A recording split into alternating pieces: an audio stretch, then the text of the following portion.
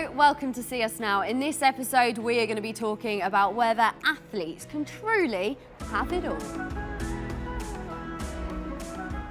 You can't have every single thing, but you try your best to balance all the very small things. You can't criticise us the same as you criticise Marcus Rashford, because that's all he does and he gets paid £250,000 a week to do it. Lots of the girls that you see and drop a ball on a Saturday, they've probably come from a shift somewhere. We've not known how it looks to be kind of professional and just fully being able to focus on netball and that be it. We've all had to juggle through all of this. Because I'm still currently a player, and I know how much these girls go through to do, you know, to put themselves on court each week.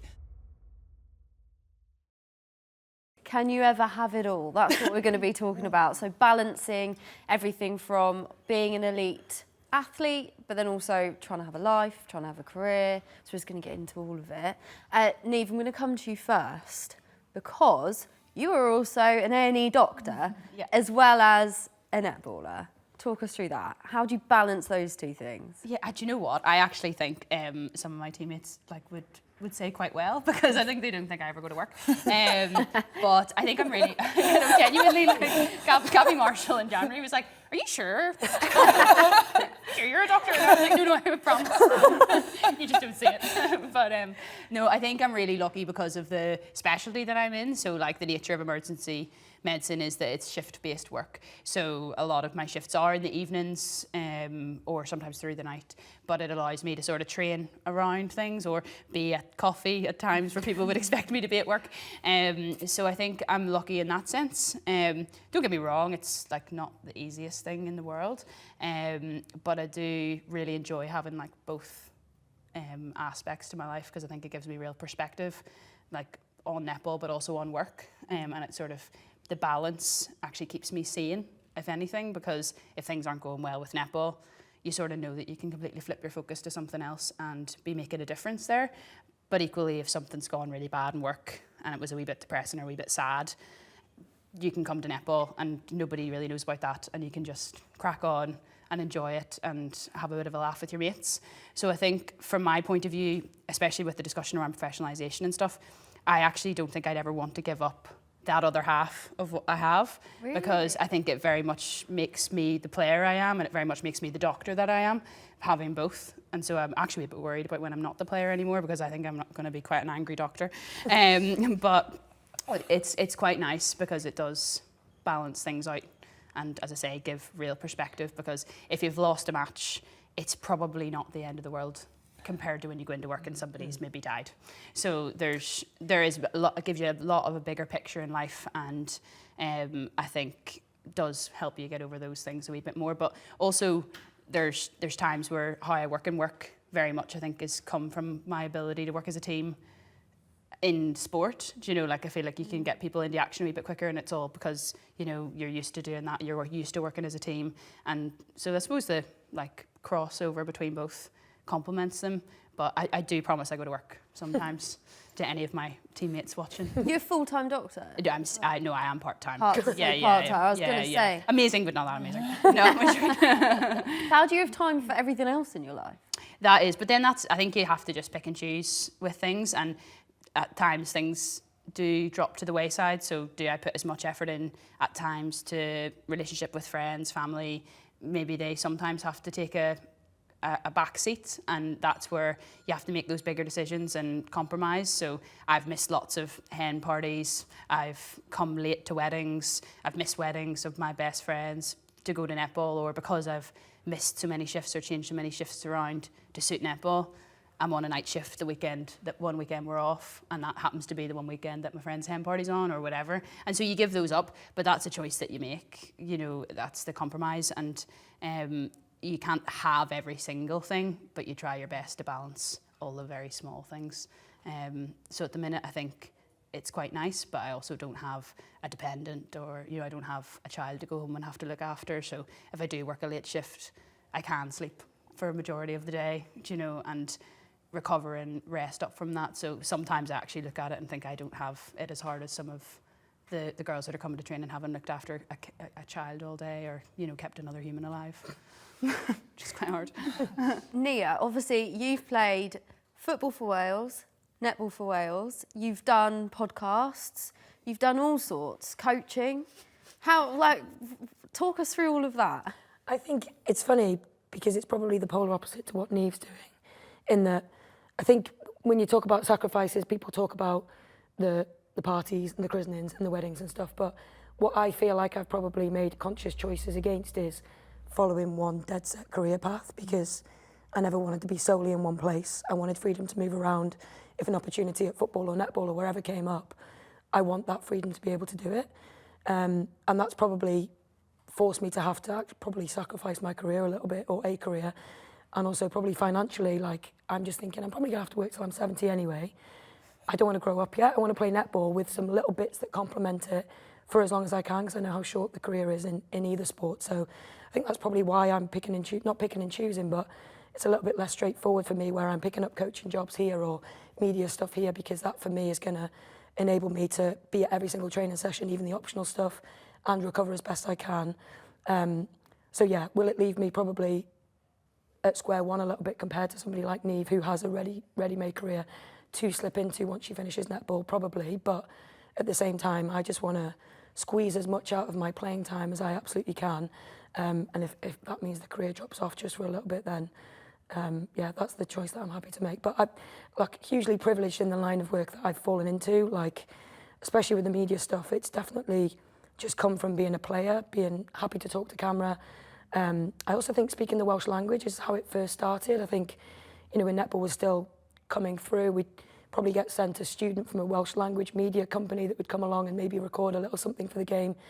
And because I could speak both languages, the only player in the team who could, that's how I got to know the producers, and it just escalated from there. And fortunately for me, both sports have progressed professionally to the point where there's fantastic coverage for women's football now. And for me, as somebody who's now doing some netball and they need somebody who's fresh out the other sport to go and talk about it, I can't believe they pay me for it, to be honest, because I would just do that all day for free anyway. But yeah, unfortunately for me, at the same time, both sports progressed to a point where you just couldn't physically do both, and that caused me a little bit of stickiness coming through, because you can't be in two places at once. And much like these guys, I hate missing training sessions, hate saying to teammates I'm not going to be there, hate letting coaches down, and really having to pick was not just difficult physically, a lot of pressure on your body, but also mentally missing out on those team things. So yeah, I've never fully said I've finished playing football. I've just feel like I'm on a pay-as-you-go deal. I'm just jumping from one thing to the next. But I've been on a netball role for the last few seasons, and maybe I'm thinking now that we're talking about ages, I'm like,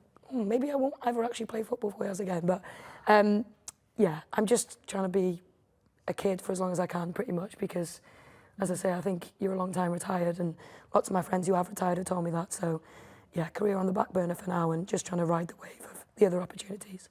Obviously, you guys are all in a bit of a unique position because your sport isn't fully professional. So therefore, you've got to make these balancing acts on the side in order to be able to just pay for your life. So ideally, you wouldn't be working 500 jobs on the side.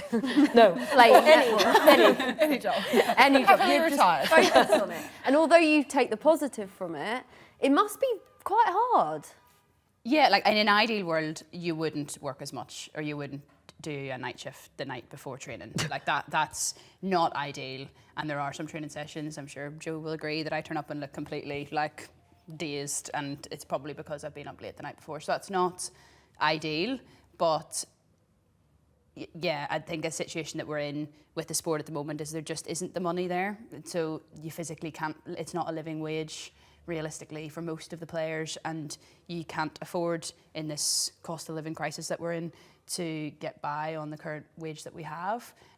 So every player, even the players on a little bit more money, are having to top up what they earn with coaching, with a second job. We have a complete range of players, lawyers, physios, coaches, people working in top sectors of finance and all sorts of stuff that I don't understand.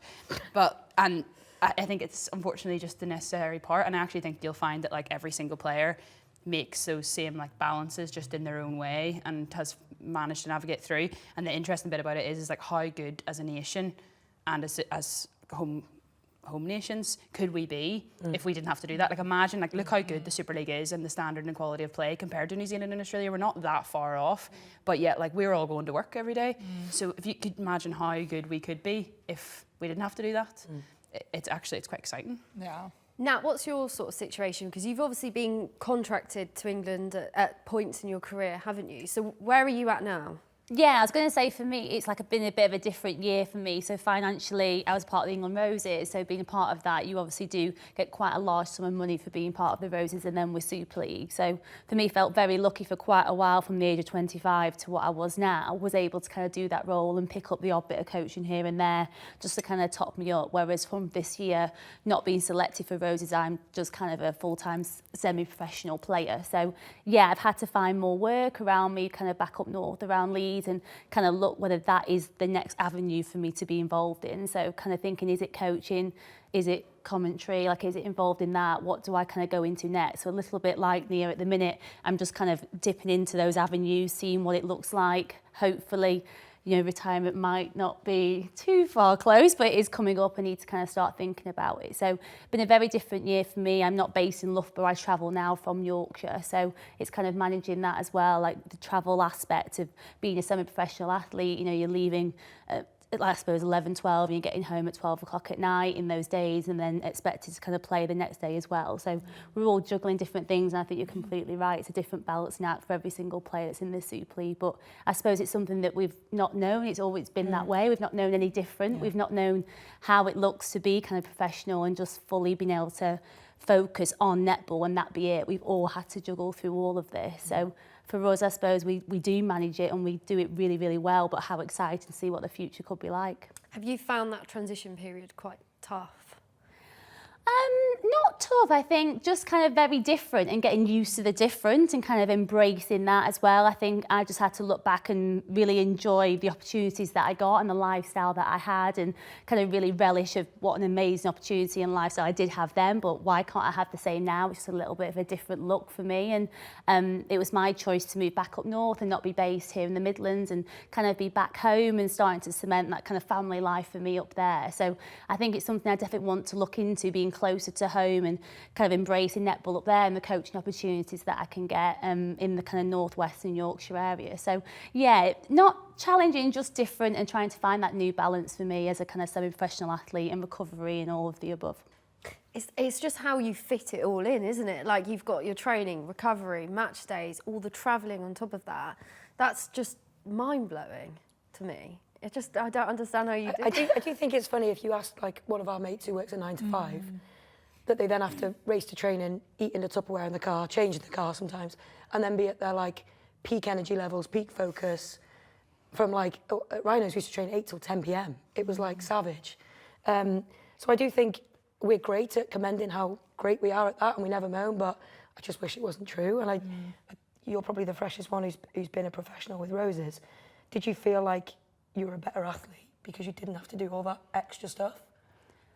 I think probably looking back, I feel like I'm playing some of my better netball now. Oh, really? Which, yeah, I think probably maybe, but I think that's due to my personal life actually enjoying my netball more. So I think maybe a few years ago I probably didn't enjoy it because I put so much pressure on myself to perform and be the best that I can and get selected for things, where I think now as I've got a little bit older and kind of appreciating just the normality of life, I think I'm playing better. So I think I wish I could look back on that and come with the same kind of mentality I do now. I probably would have been a better athlete back then. That's so interesting, because if you are professional and you've got that contract and you're getting paid, all the pressure comes with it as well. So I guess the positive of not is taking a step back and, like you said, Niamh, having that perspective of another career as well to help you. How do you find it though? Because your job is also very netball. Did you find it all I never wanted to be a coach. I haven't got a coaching degree. I've got a business degree, business and marketing. That's like finance. That's what I'm actually interested in. Well, I think. But I think my biggest kind of gripe when coming to the UK as an import is you can't and you cannot play. You cannot do another job that's not within the sector. So even coaching was a push. I know I used to coach with Nat when I first came, and that was like pushing the boundaries on actually my visa and what I was allowed to do, because it gave you a part-time job, but your part-time job had to be as a player. So then it was just netball. So all of a sudden my degree, everything that I'd studied for, I couldn't do and I haven't done. I'm now on a partner visa, so I could pick that up easily. But then coaching just kind of popped up last year, I guess, and I put my name forward for it. But like the amount my head, I feel so sorry for Levi, my partner, because my conversations are constant around netball because that's my work chat. If you go home and chat work, like if you do have different things, you've got different things to talk about. Unfortunately, my personal, my playing career and then obviously coaching is all netball. Thank God the man loves me. He must really I get sick of it, like honestly. Like, Does he like netball, Levi? do you know what? He knows all the players in the league. He will tell me. He's got such a good perspective, but he's come from a sport perspective as well. And I think I'm really blessed with how we kind of ended up together in our relationship, because he has performed at a really high level. He understands my fatigue. He understands everything kind of associated. Nutrition for me is a big one at the moment. There's so many aspects. Actually thinking about what you eat, buying what you eat, like all these things. We're on the road today, so it's a little bit more picky. Do you know what I mean? You're going, okay, fuel. There's so many things behind being an athlete alone, let alone coaching these athletes that are all going through their own journeys and their own lives. It can be quite a lot. Would it put you off a player if they had, say they were a doctor, but they were a full-time doctor and were determined to stick at that? Would that be a factor in a signing window if actually she could only make 2 sessions as opposed to another athlete who could make 4? So I don't think, not for me. So I've come out really kind of publicly and said we pay these girls. Thanks, No,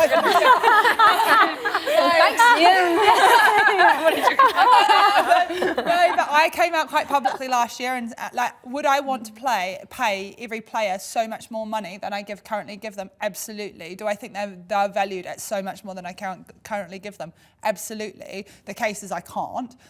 So I think for me, because of where we're at, and I think I'm quite honest with that in the team environment, is my expectation on them is lower because arguably I'm not paying them much. Like, that's so unfair and you hear, different franchises do different things, but I can't put a professional standard. My standards are high, for sure, but like, for example, training every day, recovery, doing this and that, if people are missing stuff like that, I get it, because their work gives them their income. If they want a mortgage, it's their job that's going to get them that, not netball. So you have to kind of take a really practical approach, and I think I really give that and try and deliver that to the players. I've got 10 full-time workers, I've got 4 that are in studies, and then one import. But you have to accommodate for the reality of the sport. If I was paying my players 4 or 5 times more, do I think I would then have a say and possibly have an issue with someone being full-time as a doctor, as your example? Absolutely.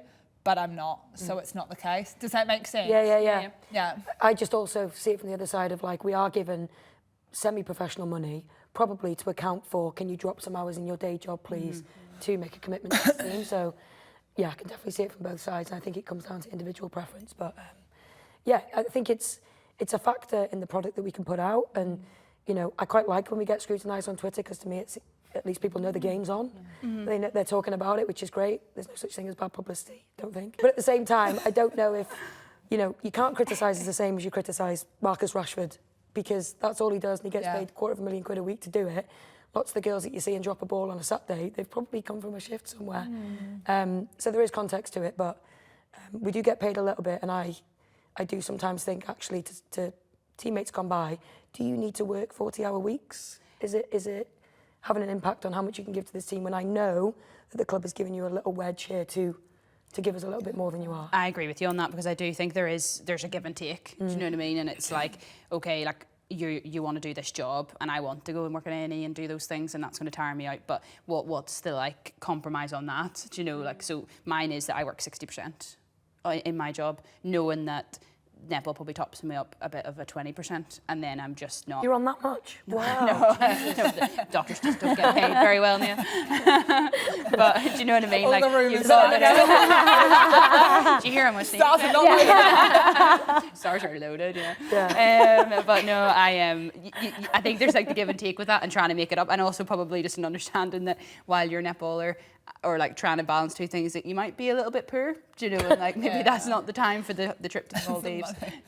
But it's that understanding. I think at the moment where the league's growing to, definitely over the time I've been in it, is like to think about, I think Niamh or Nat, like saying, if we could be, for example, if we could only just be semi-professional to a better standard, for example, 50% of everyone's like living wage that they needed was covered by netball, this league's scary. It's scary already. I don't think it's the third best league in the world. I've said it for 2 years. It's the second best league in the world after Australia. Absolutely.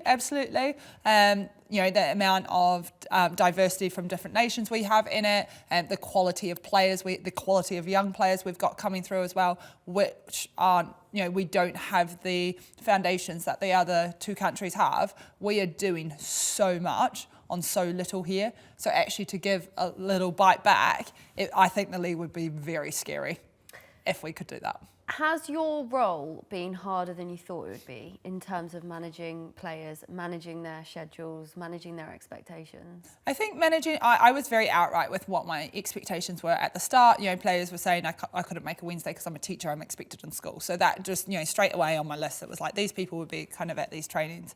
So that was fine. But also, speaking to other franchises, some may have a 10 to 12 training, whereas other franchises might have a 7 till 9 in the morning, after they've just back-to-backed a evening session to make sure that those people could all go to work. I think managing everyone's load, I think I'm quite flexy for it because of my understanding as a player, because I'm still currently a player. And I know how much these girls go through to do, to put themselves on court each week. Is that hard on me and taking some of the load? I don't think so. I think, I found it, I shouldn't say it easier than I thought. I think my personality probably suits it in a way, and that's probably in all honesty, my personality probably suits, managing, and, I come from a big family of one of 7 children. Wow. So it's just like I've got my family, my family plus a few more to manage. Like I've got 5 younger siblings. So I remember my mum always used to be like, she actually said she was quite jealous of how I could get like a group together, be my siblings, to all like tidy the house or do this together. So I feel like kind of just taking those same like qualities into my management of players, and that same just, do you know what? You just have to understand as a person, just as a human to human, you just have to understand. You can't put netball up here because it's currently, I don't pay them enough to put them up there, yeah. You do have older sibling energy. Yeah, good. You do. You in charge of the Christmas presents? You in charge of the Christmas presents? I'm not a gift giver. That's not how I show my love. That's not my love language. What's your love language? Quality time. Is it? Yeah. You've had bloody plenty today. I know. And I'm playing you on Saturday. What's your stars? What on earth? I'm very stubborn. Just to let you know. But if Niamh's had a really bad shift, Yeah. and she comes On the court or in the A&E? in A&E, in A&E. Clarify. The conversation. How do you deal with that? I kind of have a like open door policy. Like a lot of my players will come in. I think it was Tuesday. I want to say it was Tuesday last week, and girls came in, and it was literally like I was like, okay, everyone just empty, because people had bad days, bad weeks. Like some of them were like donkeys. It was quite like emotionally charged, but quite like full on. And I was like, right, just dump. If you've got anything on your shoulders, just dump it to the group. And you had players coming in and being like blah blah blah. And I'm like, I love that. Number one, it's sheer just off my chest, but also I think I'm really empathetic, so I can see normally on the faces how they feel, or they just tell me, look, I've had this happen, or it's been a long day. And I've asked for that transparency because I can be quite direct, as they say, forceful maybe. And it just allows me to judge the tone. I'll still say the exact feedback I want from court, but it might be slightly nicer.